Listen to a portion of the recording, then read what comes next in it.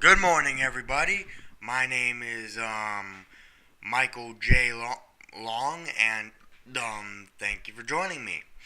One of the things I'd like to talk about today is, of course, the differences between political ideology and political party affiliations, and of course, um, one of the I think there's always a lot of confusion and over the fact that people want to call themselves people that feel that they're conservatives want to call themselves Republican, not necessarily because they're affiliated with the Republican Party, but because they feel that that's the party for conservatives. And so often you'll hear them go a lot of times, "Oh, I'm Republican. I'm Republican. Look at me. I'm Republican because I'm against illegal immigration or this thing or that thing, right?" And people on the left have the same problem because a lot of people that feel that they're liberals feel that they have to call themselves Democrats because the Democratic Party is the party for them. And so oftentimes as this problem continues, and this is only the beginning of mob psychology, two-party dictatorship. This is only the beginning of a mob psychology, two-party dictatorship scenario in which people on the right, and this has been going on for years, people who feel that they're conservatives feel that they have to vote Republican because they either because they think that their ideology matches the Republican Party or because they match whatever.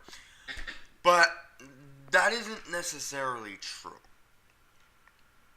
if you look at reality here. Okay? Because there's a difference between political party affiliation and political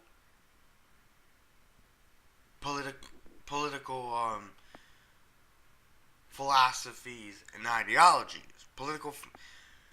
Um, you have libertarians which believe libertarians are more complicated because it is both a political party affiliation and ideology. So that you could probably get away with saying, "Oh, I'm a libertarian," blah blah blah, right?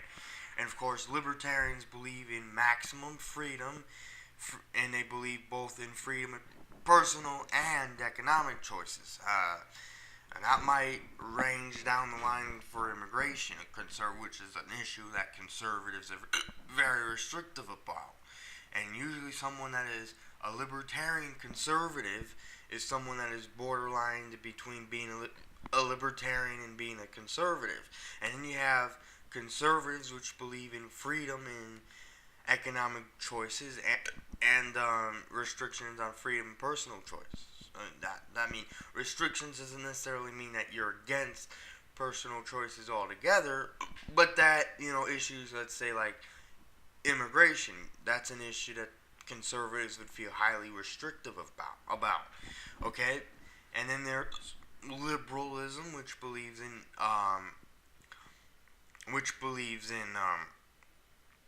freedom on personal choices and restrictions on economic choice. Then you have your moderates, which go either way, and then you have the statists, which believe in both restrictions on economic and personal choices.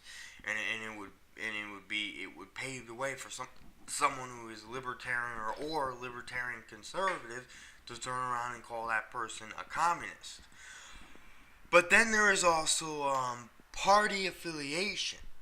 Party affiliation means if you're registered with the Democratic Party, then you're a Democrat. If you're registered with the Republican Party, then you're a Republican. If you're registered with the Independent Party, then you're an Independent.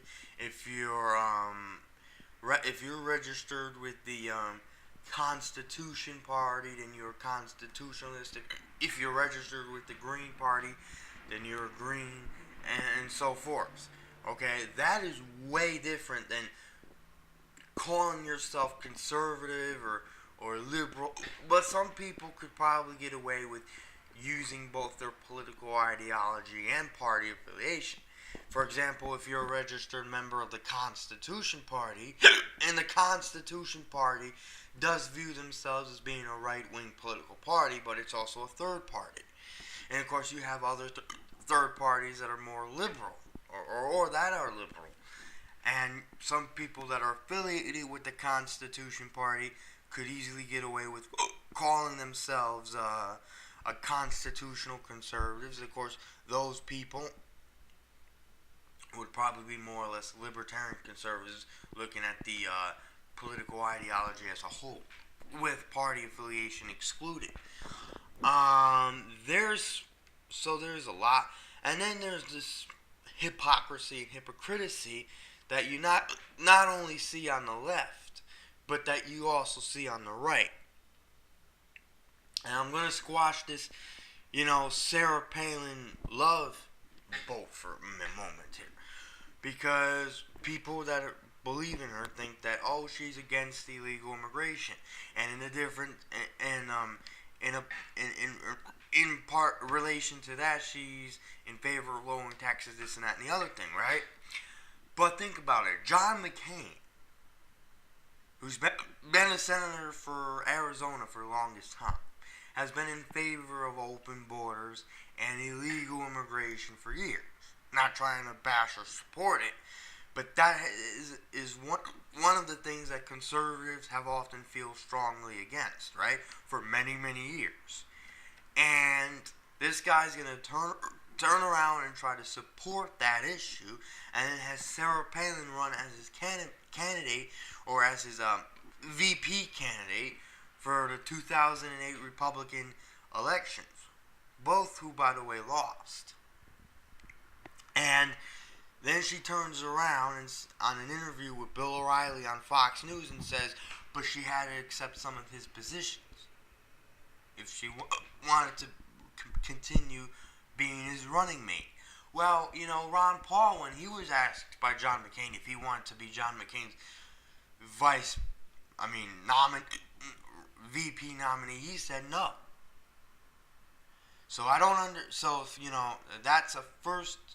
And apart from that, Sarah Palin, who promised the people she would be governor of Alaska and serve honorably, decides towards the end of her term that she's going to quit.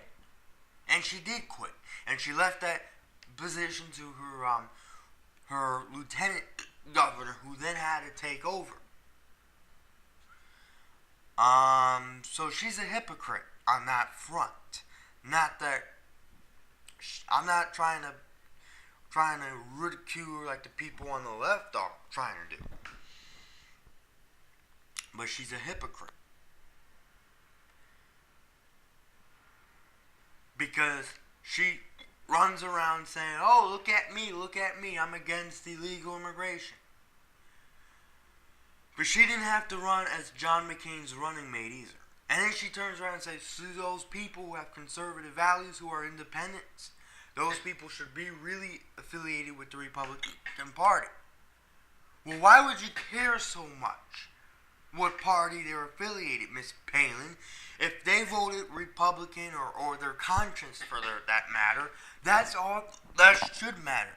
And then she and Bill O'Reilly and people like Mitt Romney go around and like to say, well, a third party can't win, and that if you vote for a third party, you're going to decipher votes from the Republicans and the Democrats are going to win. Or that you're going to split the conservative vote.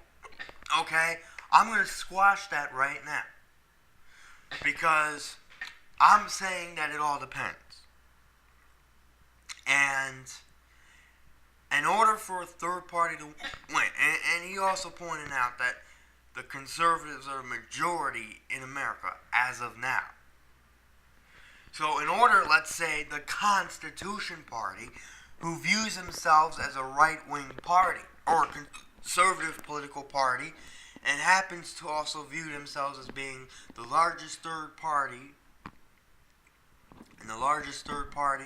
the third largest political party behind the two major parties. I think all they would need is 30, 40 at the minimum, but at the maximum 70% of the conservative vote in order to win. And I don't think it's that hard if conservatives were truly honorable in getting the best man in. Ultimately, if Ron Paul wins, then that's awesome. Maybe we won't have to worry about voting for a third party if he wins the Republican nomination, because then we could vote for him against whoever the Democratic nominee is going to be. And most likely it's going to be Obama. And if conservatives feel that, Obama shouldn't win, then fine. But I'm saying we should vote for the right man.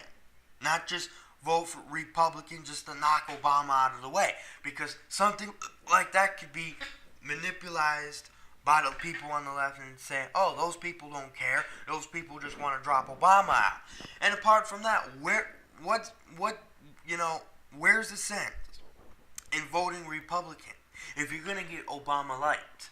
And if, for example, if Ron Paul and Gary Johnson drop out, you're going to be left with all the losers on the stage, beginning with Michelle Bachmann and possibly Sarah Palin, and then you got Newt Gingrich and Armin Cain and Tim Pawlenty and Rick Santorum and all the rest of them, and all of them are not gonna support America entirely. So I ask that you quit calling yourself Republican or Democrat just because you think you're liberal or conservative or what have you, and vote for the person who you think is going to make a difference. Okay? Because I'm going to tell you right now. Okay? I could easily register to be a Democrat or a Republican and call myself either Republican or liberal or conservative.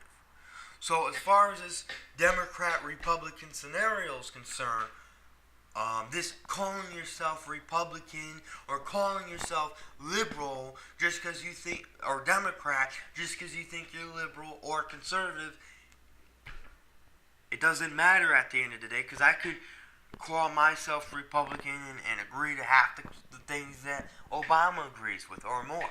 Or I could call myself Republican or liberal and so forth. So you should understand the difference between party affiliation and political ideologies and or philosophies. And you should try to vote your conscience and not let people in the media like Bill O'Reilly and Sarah Palin try to fool you. And so it should be your choice. And your choice should not ever be, 100% or 98% influenced by people who you think you trust or people that you can't trust ultimately. You have to do your own research, and you should. Okay? I'm Michael Long, and thank you for joining me.